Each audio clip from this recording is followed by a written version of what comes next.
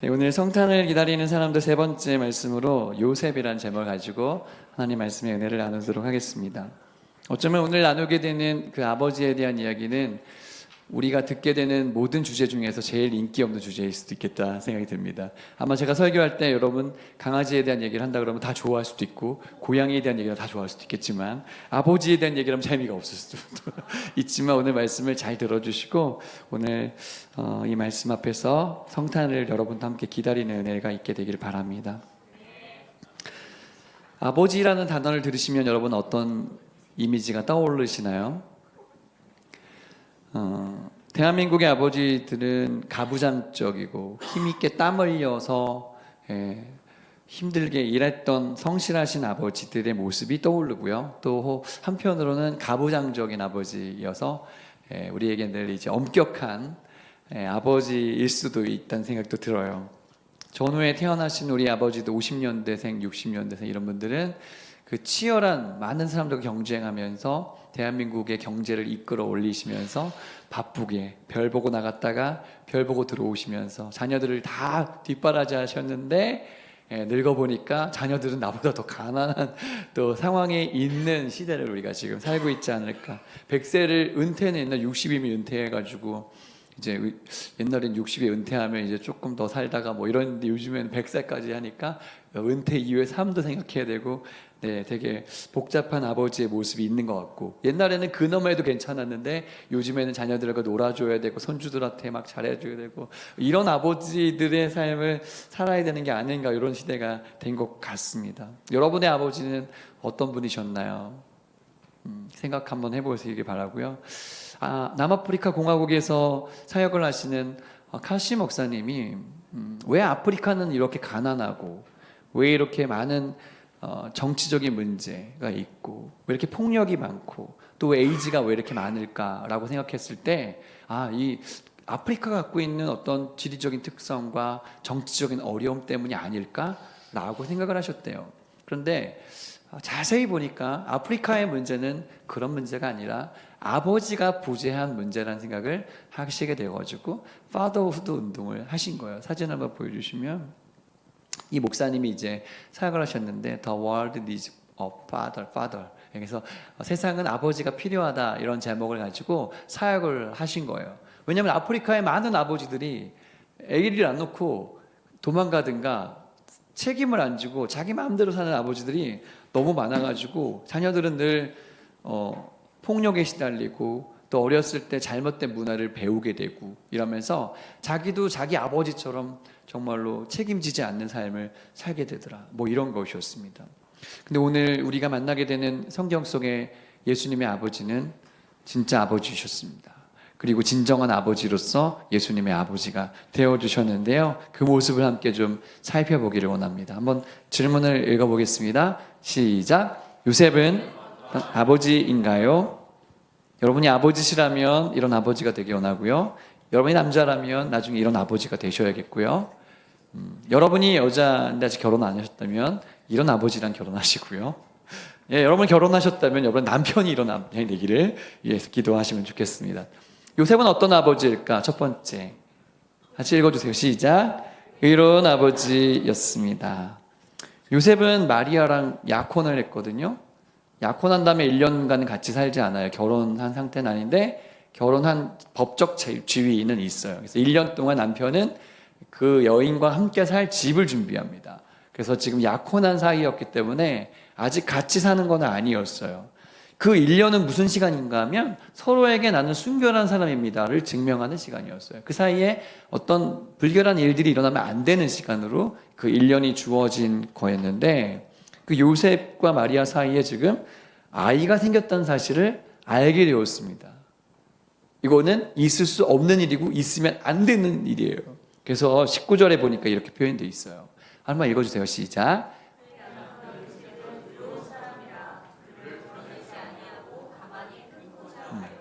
요셉은 의로운 사람이었기 때문에 마리아가 아기를 가진 걸 보면서 이거는 안 되는 건데 라고 생각했어요.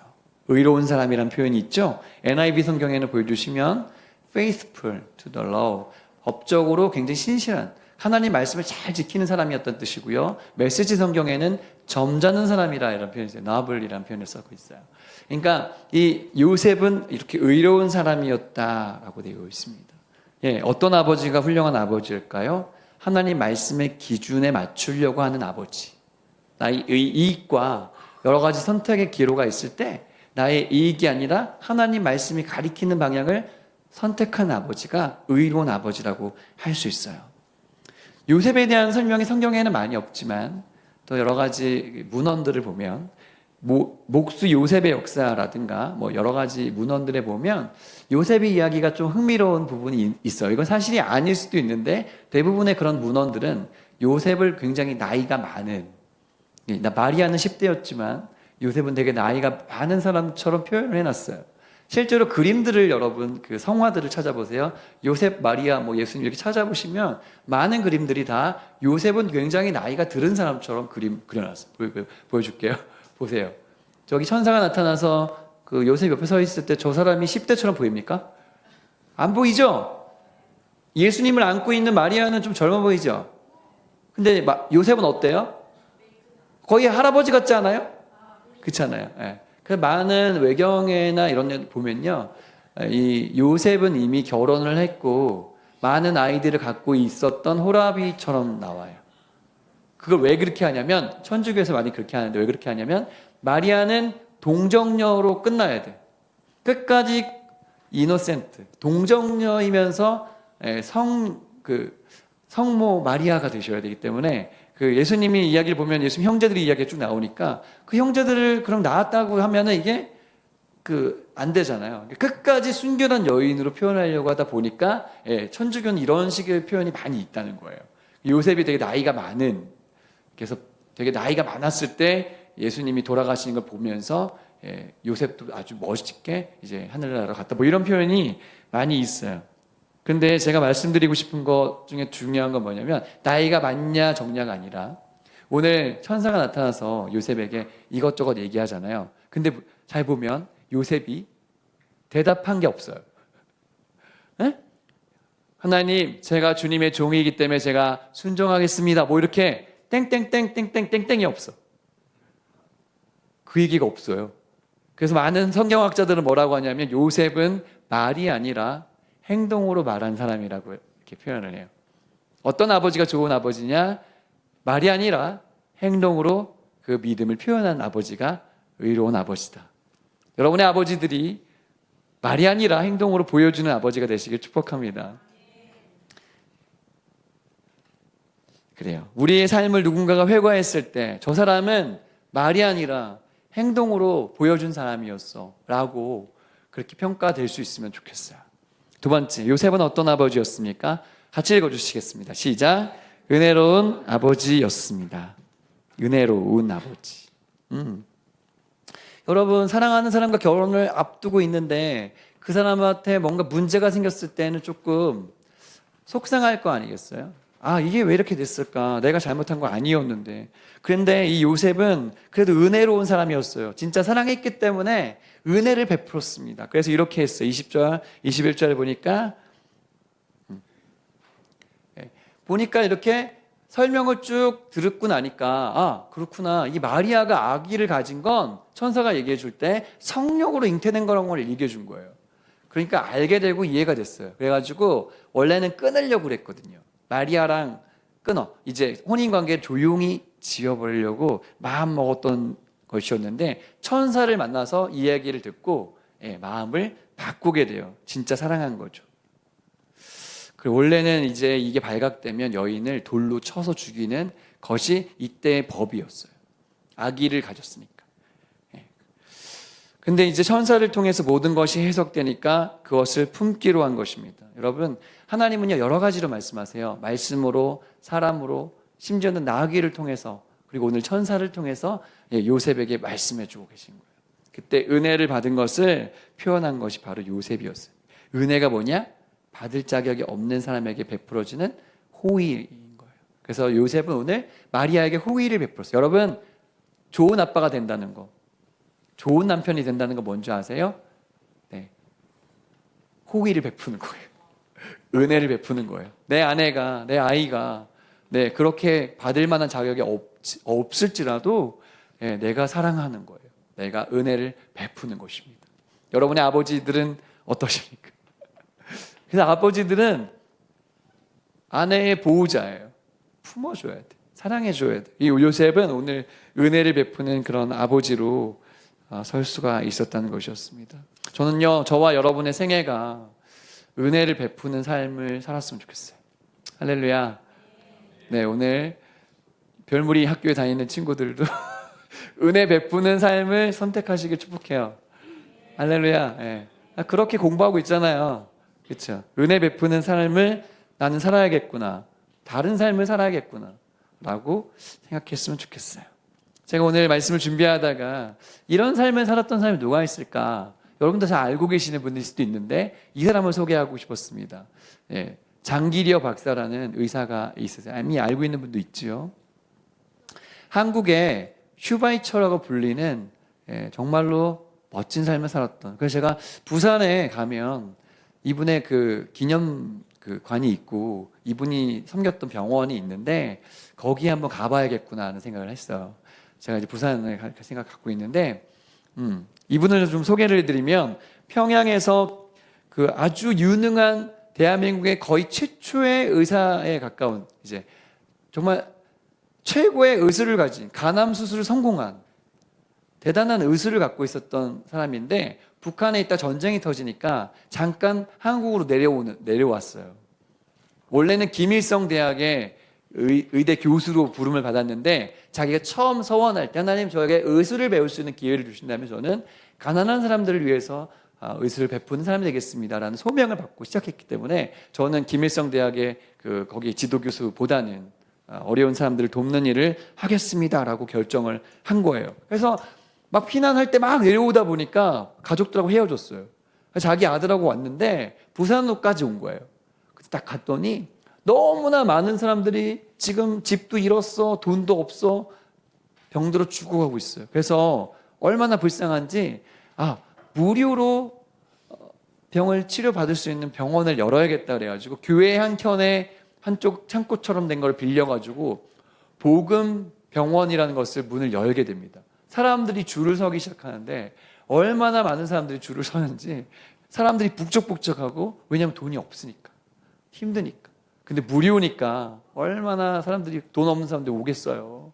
그래가지고 그 어려운 시절에 진짜 최선을 다해서 해주는데 늘 기도했대요. 하나님 제가 이 사람을 잘못 오진하면 잘못 치료하면 안 되니까 할 때마다 기도하면서 치료하니까 소문이 나가지고 사람들이 막 몰려오기 시작하는 거예요.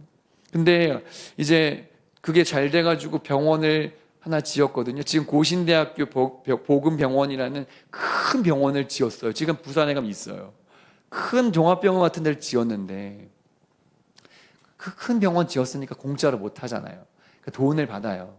돈을 받고 하는데 어떤 사람이 왔는데 막 영양실조에 걸려서 온 거예요. 그래가지고 처방전을 써주는 거야. 이렇게 원래는 이제 알약 몇 개 뭐 이렇게 써야 되는데 처방전에 닭 2마리를 처방해 하시오 이렇게. 왜냐하면 영양실조를 걸려가지고 못 먹으니까 닭을 끓여 먹어야 돼. 그래가지고 이거 뭐 어떻게 해요? 했더니 닭 2마리를 그럼 병원에 줘라 이렇게 이제 한 거예요. 그래서 이 닭 2마리 어떻게 줍니까? 했더니 내 월급에서 빼라 해가지고 월급 빼가지고 닭 2마리를 이렇게 처방해주고. 어떤 사람은 수술이 끝나서 잘 살았어요. 이제 수납하시고 가시면 됩니다 했더니 그분이 눈물로 박사님을 붙잡고 얘기합니다. 제가 지금 돈이 없는데 제가 빨리 나가야 우리 가족들을 돌보는데 어떻게 해야 되죠? 라고 눈물로 얘기한 거예요. 그랬더니 그 장길 박사님이 그럼 내 말을 잘 듣고 날 따라와라. 내 말을 잘 들어라. 밤에 나를 만나자. 그래서 밤에 만납니다. 보따리를 싸라. 그리고 그 사람을 뒷문으로 계단으로 도망가라.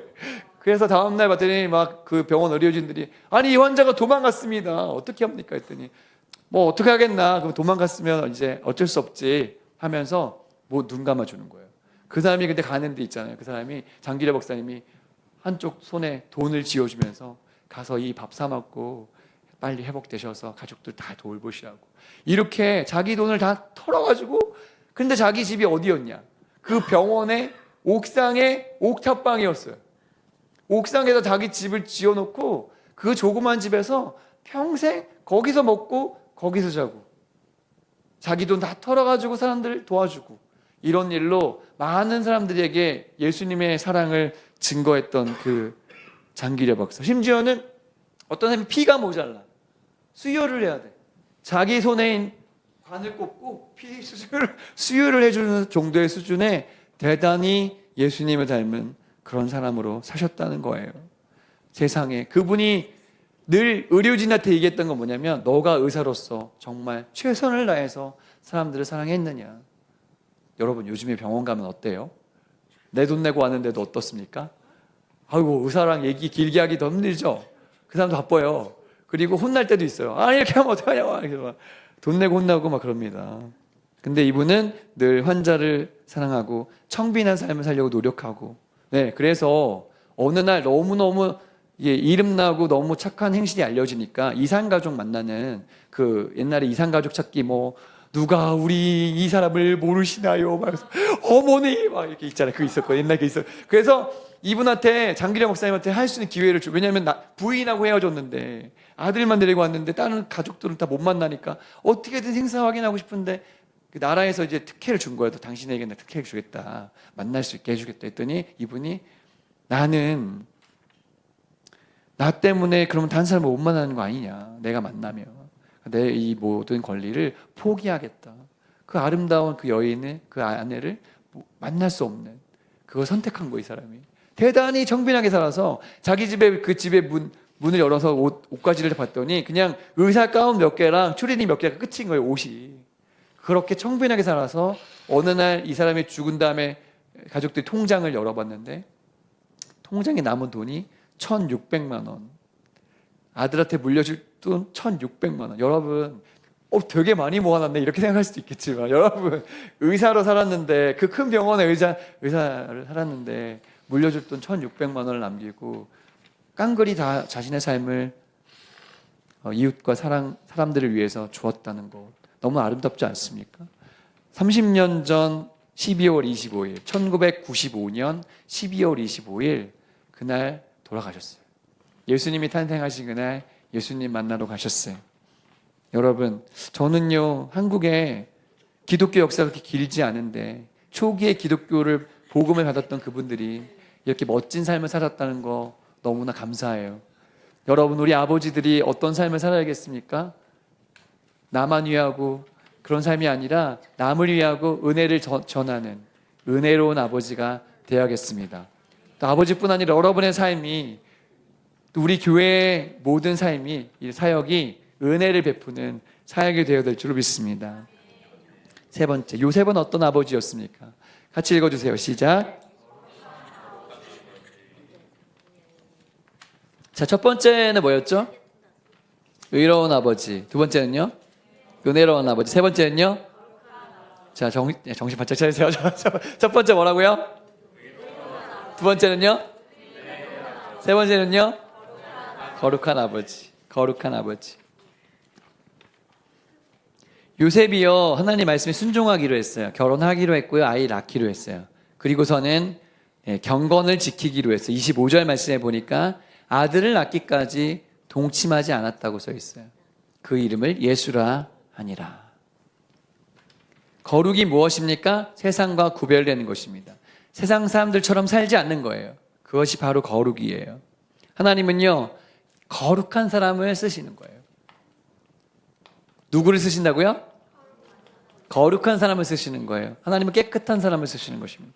여러분이 실력 있는 사람도 좋고 얼굴 멋진 사람도 좋지만 돈 많은 사람도 좋지만 거룩한 사람으로 들여줘야 될 줄 믿습니다. 거룩이 뭐냐면 세상 사람들 다 가는 방향, 그 방향으로 가지 않는 게 거룩한 삶인 거예요. 어떤 선교사님이 열심히 선교지에 사역을 하고 있는데 갑자기 심장 쇼크가 와가지고 조치하지 못하고 바로 그냥 돌아가셨어요. 그래서 장례식을 치르는데 장례식이 시작됐어요. 그런데 그 영혼이 주님께로 딱 올라간 거예요. 주님 만나서, 주님, 저 선교지 진짜 열심히 하다 왔어요. 저 진짜 최선을 다하다 왔는데 아유 이렇게 됐네요 하고 이제 인사를 드렸는데 주님이 그러시대요. 야, 너는 진짜 열심히는 살았는데 내 신부로는 살지 않았구나. 너는 열심히 살았는데 나의 신분은 아니구나. 그 얘기를 듣고 나 진짜 열심히 사역했는데 하나님이 원하시는 건 거룩이었는데 나는 열심히 산 거예요. 그래서 그 앞에서 주님 잘못했어요 하고 눈물을 흘리면서 회개했는데 장례식을 하다가 살아났어. 그래가지고 장례식이 취소되고 다시 진짜로. 그래서 다시 사역을 시작하게 되셨대요. 여러분 기억하세요. 우리가 열심히 사는 거 중요해요. 열심히 사세요. 땀 흘리며 사세요. 근데요, 주님의 신부로 살아야 돼요. 할렐루야. 거룩하게 사셔야 돼요. 그 사람을 주님이 우리를 받아주시는 거예요. 소돔과 고모라가 무너질 때 의인 10명이 없어서 멸망했습니다. 의인이 있어야지만 그 지역이 안전해요. 여러분의 가정에 의인으로 거룩한 사람이 있어야 여러분 가정이 무너지지 않는 거예요. 여러분 지금 오늘 아빠에 대해서 얘기하지만 아빠에게 모든 책임이 있는 건 아니에요. 여러분도 다 그렇게 사셔야 돼요. 할렐루야. 예수님이 이 땅에 오신 것은 임마누엘이 되기 위해서였어요. God with us. 우리와 함께 하시기 위해서. 이 땅에 오셔서 우리의 죄를 사해 주기 위해서 이 땅에 오셨다고 오늘 써 있습니다. 요셉과 같은 거룩한 사람들 때문에 예수님이 안전한 곳에서 자랄 수가 있었고 하나님의 일을 감당할 수가 있었던 것입니다. 마지막으로 한 가지 이야기하고 마치려고 하는데요. 미국에 있는 호텔 중에서 가장 유수한 호텔 중에 하나인 홀리데이 인이라는 호텔이 있습니다. 탑 3 안에 들어가는 그런 호텔이에요. 전 세계 70개국에 1200개의 호텔이 지금 있고요. 메리어트하고 힐튼 호텔 이런 것도 경쟁하는 그런 호텔입니다. 홀리데이 인을 만든 캐먼스 윌슨이라는 회장이 있는데 이 사람의 마음속의 좌우명은 뭐였냐면 늘 안전하고 깨끗하고 또 싸고 좋은 호텔을 공급하는 거였어요. 그리고 많은 호텔들이 거기에다가 카지노를 집어넣어서 도박을 하려고 한 도박의 장사를 시작할 때 이 캐먼스 윌슨 회장은 저는 우리 호텔에 이 카지노를 넣지 않겠습니다라고 늘 얘기했던 사람이에요. 근데 많은 주주들이 우리 호텔에도 카지노를 넣어야 됩니다. 그래야지 장사가 되고 유지할 수가 있습니다라고 계속 압박을 넣었어요. 그랬더니 결국은 사임을 했어요. 저는 하나님과 약속할 때 우리 호텔이 가족 중심의 건전한 호텔이 되기를 소망하겠고 그것을 약속했습니다. 사람들과의 약속도 중요한데 하나님과의 약속이 얼마나 중요할까요? 하면서 회장직에서 물러나겠습니다 라고 말했고 많은 사람들이 박수치고 그에게 존경심을 표현했다고 그래요. 지금도요, 하나님은요 경건한 리더를 통해서 하나님의 일들을 만들어 가고 계십니다. 우리 죄를 구원하기 위해서 임마누엘로 우리에게 오신 그 예수님은 마리아와 요셉 때문에 이렇게 안전한 곳에서 복음의 사역을 준비하실 수 있었을 거예요. 성탄절이 이제 며칠 앞으로 다가왔는데 한번 생각해 봅시다. 누구보다도 예수님 탄생을 기다렸을 마리아와 요셉의 마음으로 오늘 남은 시간들을 우리도 은혜로운 사람이 되기 위해서 거룩한 사람이 되기 위해서 의로운 사람이 되기 위해서 우리의 삶을 무장하시고 그런 삶을 추구하시는 그런 여러분의 삶, 우리 각 가정, 그리고 우리 교회, 그리고 우리 이민족이 되시기를 예수님의 이름으로 축복합니다.